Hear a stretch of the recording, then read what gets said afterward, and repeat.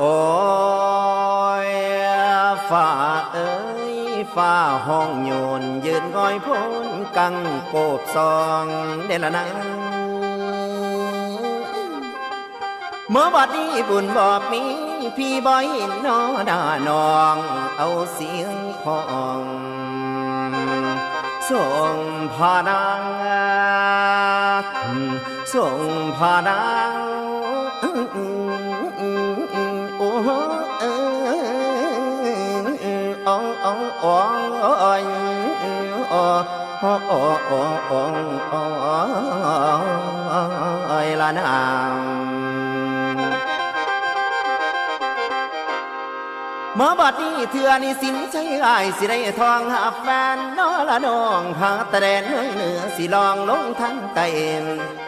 หาเมืองไทยก็จนเกี่ยงได้ยินเสียงอ้ายวอนวอนอยู่กรุงเทพพมหานครพี่กะวอนวอนเอิญหาน้องกะบ่มา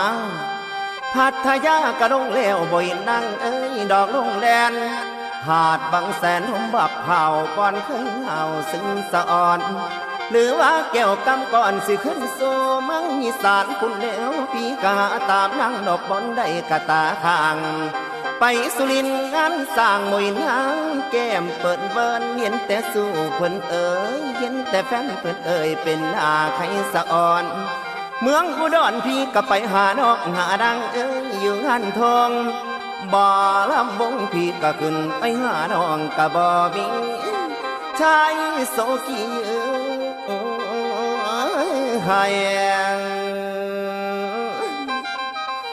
แสนอะไรเอ๋ย